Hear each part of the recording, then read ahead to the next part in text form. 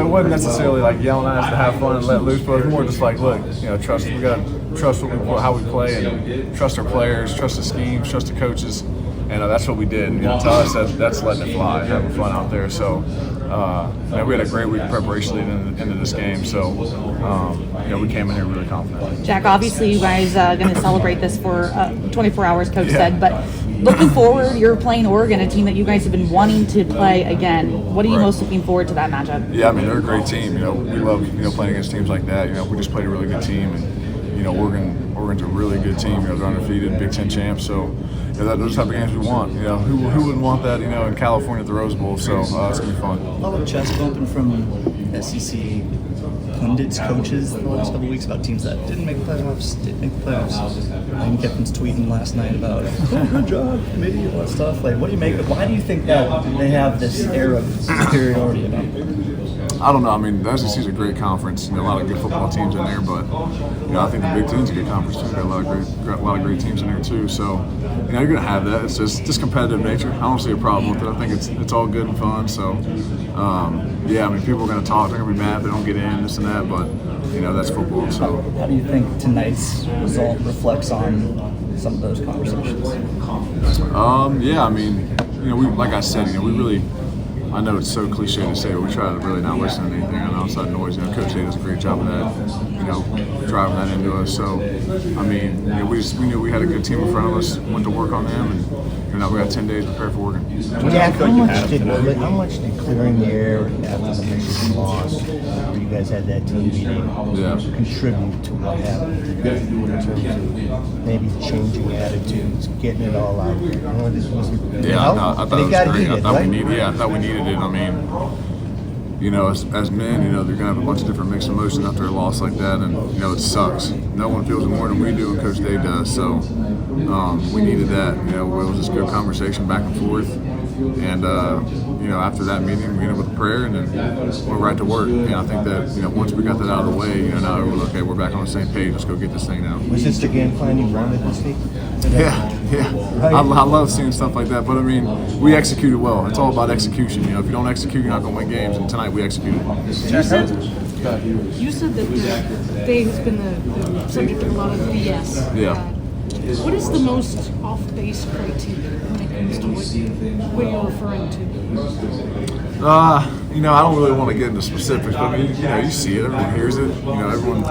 Everyone sees what him and his family have to go through. And knowing the man he is and his family so well, you just feel for him. You know what I mean? Like, I love him. Like, he's an uncle to me. So, I hate seeing that stuff. Because he's the best coach in the country in my eyes. And it's ones like this that prove that. So. I was at the press box, so I could only look through a telephoto lens, but you had some lettering on your tape on your arms. Any messages that were there? The one on my right arm is JBS Strong. It's for a kid in Mentor, Ohio, who meant a lot to me, and I actually had a good relationship with him. He reached out.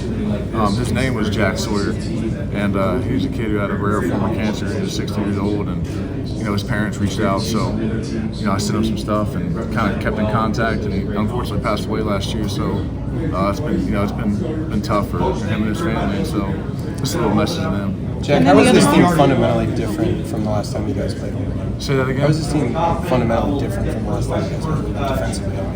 Like what has changed in this last The other one is a little inside thing about me, for me and my girlfriend was. Yeah,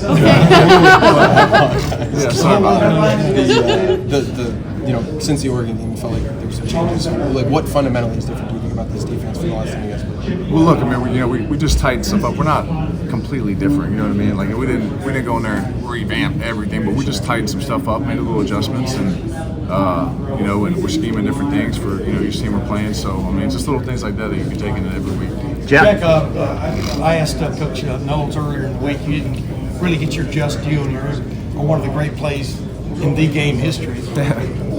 As you look back on it, now, just, I don't know, did that motivate you even more in this game? Explain your motivation, I guess. Well, look, you know what I'm saying? Yeah, I know what you mean. And of course, you defended the field, so to speak.